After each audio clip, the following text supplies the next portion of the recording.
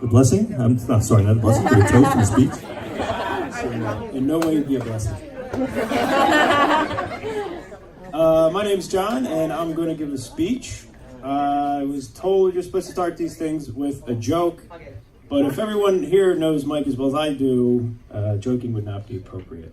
So, me and Nate did the math earlier. I've known Mike 31 of my 36 years of life. It's pretty crazy.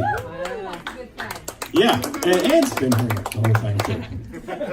Looking good, looking good. So as best man, I was trying to think of advice that I've been given that I could pass on to the groomsmen, and lately I've been hearing you're not supposed to lock your knees, because locking your knees cuts off circulation, which may lead to fainting. I didn't think that advice would be any good, because Ant's always on his knees anyway.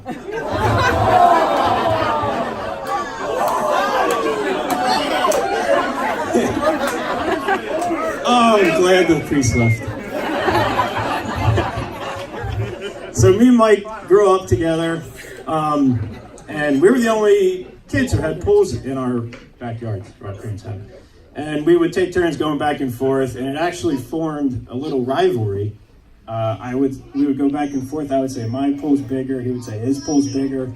That would be my pool. I'd say the water's up to here. Mine's bigger. We'd go to his, and he'd say it's further across. My pool's bigger.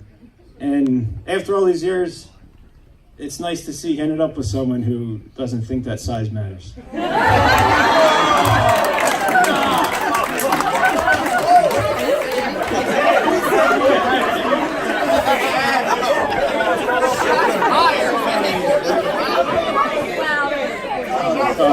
Earmuffs, you can take them off now.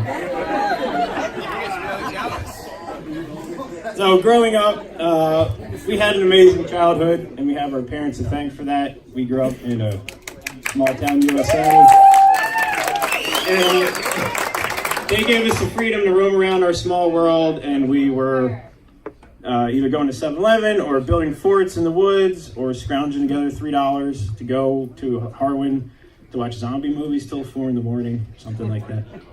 And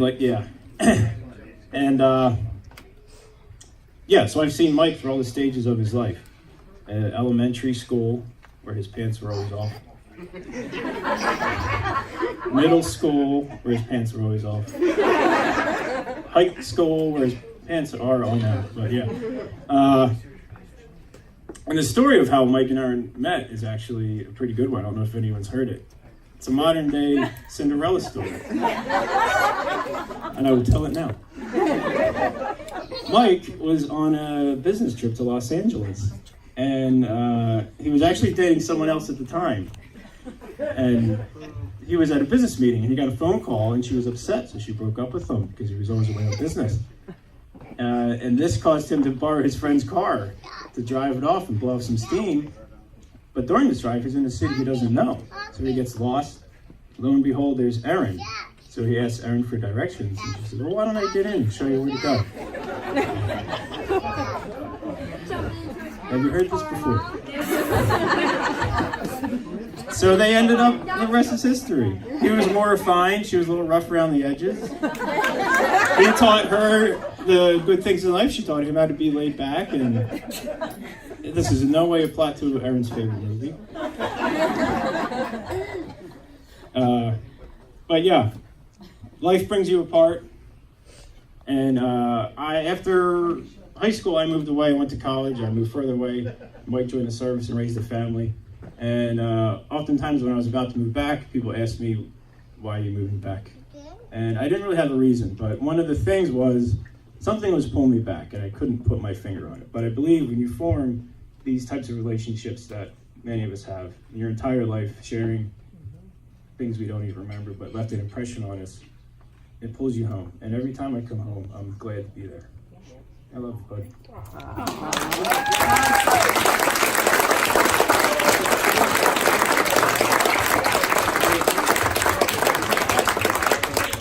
Yeah. If you have a glass, pick it up. We don't know.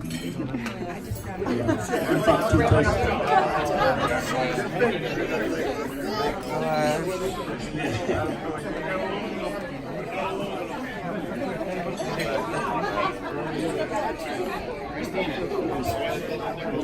you videoing? Yep. Did a good job.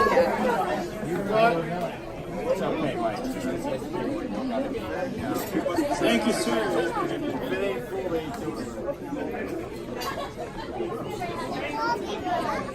Sorry.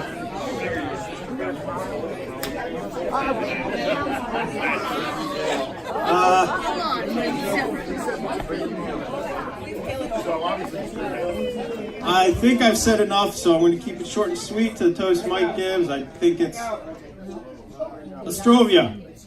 Ostrovia. Great job, John. Thank you very much. At this time, ladies and gentlemen.